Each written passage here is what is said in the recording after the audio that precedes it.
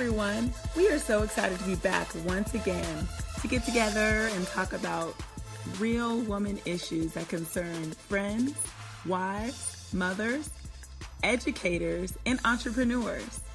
I cannot wait to start the show, so let's get going.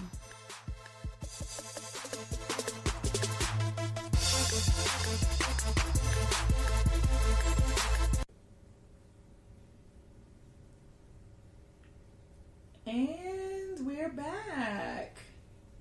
Hey. Hey, girl. Happy New Year, sis. Sis, Happy New Year to you, too. That's the first time I ever called you sis. I didn't like it. Sis can be It used felt fake. in so many ways, and I can't wait for y'all to figure out all that stuff. We have a new YouTube channel also, but we are on the podcast now, and it is January. Happy New Year. It's our first podcast of the year. Merry New Year. Merry New Year. And I'm just feeling like, okay, so the holidays, we call it the holidays. They've gone by. And we're about to gear up for a lot more holidays. Like every month, there's more and more and more and more and more. Yeah, so you think that it's over. You think that you're about to get a little relief from the Christmas season is over. Right. We made it into the new year, but there is a holiday to be celebrated every single month. So when people say happy holidays, what exactly in the world are they even talking about? They're just talking about December. November and December. Because January 7th clearly is a holiday, which is my birthday. Side note, you don't have to give me a present for my birthday, Keisha, but for my birthday, and all podcasters do this, for my birthday, I would love for the audience to download and share. Oh, that's a wonderful That's what I present. want. Like, you don't have to send me Happy Mail. You don't have to send me anything. I know you were planning on it, but instead, just share the podcast, download, subscribe, review. I feel like that is a great gift for me. Oh, that's so all kind. I want for my birthday. That is so affordable. Yeah. Anybody can do it. So free. So free. So please. anyway, speaking of holidays, my birthday, yes. Followed by MLK, which we will be in Jamaica. I am already tired. Okay, followed by Valentine's Day in February. What else comes up? March, St. Patrick's Day. People are really like... The Irish? You know, people... My mother-in-law gets on the party bus, goes down to Savannah for a stinking 3-hour trip or something and turns right back around to celebrate St. Patrick's Day. Okay, and then like March, April, that's Easter, then Mother's Day, then Father's Day, then 4th of July. 4th of July, and then what? August, finally. August, September, and then Not September, Labor Day. So August is the only month. And we forgot Memorial Day in May. Yes. Oh my God, August is the only month there is no holiday? Yep. August is lame. We've just figured out. August is your break to save up for all the other holidays. If you don't get your stuff together by August, in August you through. You are done. No holiday for you. You're gonna be double dipping. Oh my goodness. We have to do something. We have to make a holiday in August. We have to do something back to school. Oh yeah, that's the other money. Yeah, that's money maker. That's what it is. August and September, money maker for school, back to school. Yes. Okay, so yeah. Happy holidays, sis. And I just feel like it's not over. I talked to someone about Christmas cards, holiday cards. And I was like, oh my God, I'm so sorry that I didn't get the holiday card to you in time for Christmas. But they reassured me that it was a holiday card, so I'm safe. I love saying I'm safe. Did you mark yourself as safe? Mark myself safe and said, basically now I can say I can send a holiday card any day of the year except for August. But you could send a back to school card with your babies on it. and Right. say we're gearing up for a new year. Right. So Happy back to school. so unwall. It is unwalling. It is very unwalling to recognize that holidays are not only just my birthday. Oh my gosh. I don't even want to talk about your birthday because I'm still tired from this past birthday a year ago. Been partying ever since. Okay, so let's talk about. New Year's resolutions. I thought we were going to talk about the elf. So since it's January, Did we ever follow up about this Caucasian elf and all of that? So, the professor never asked us about the persuasion of the new elf. So we decided not really to address it. to address it. Gotcha. It was, it was fine. Well, that's cool. As long as he has been at peace with it and been still looking for it. Yeah. So you got away with it. And Great sneaky mom and dad you are. clearly his thumbs over the shoulder thing was just about the fact that they're here now. Oh, yeah. And not like, look at this guy, he doesn't even, he's not really Carlos. Yeah, it was just, look over your shoulder, there they Oh are. my gosh, they're here. Yeah, So we're trying to that's figure out exciting. how to retire these elves. You're trying to figure out how to retire. I've Well, only just begun. yeah, I have you're- a 5 and an 8-year-old, and we are enjoying every minute of it. I'm realizing that the time for the younger one is going to end sooner because the time for the older one will be done. I know. It's I hate kind of like that. Yeah. that was great. I've been thinking about that with my youngest too. I had to make we just got back from Disney. Great, sis. That fake sis again.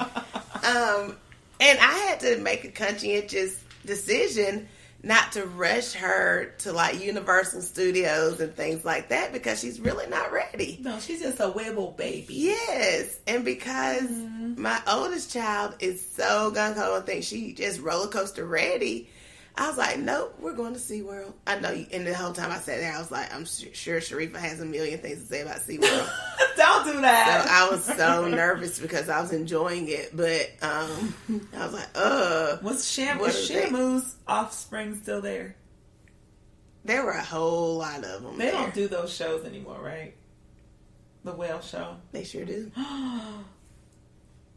But what was comforting Comfortable. But what was comforting was that the show wasn't going right. Like literally, the whales were doing their own thing and they weren't listening. And Well, it was, yes, so does Shamu's bloodline. That's a whole nother story. they don't listen. What do you mean? Apparently. Gosh, why am I the whistleblower on all these things? Apparently, the bloodline from this one, it's a movie called Blackfish, if y'all haven't seen it. They took one specific whale shark or killer whale or whatever. Orca. Yeah, and they made it. So he basically created all these ones that are in SeaWorld in Florida and in San Diego.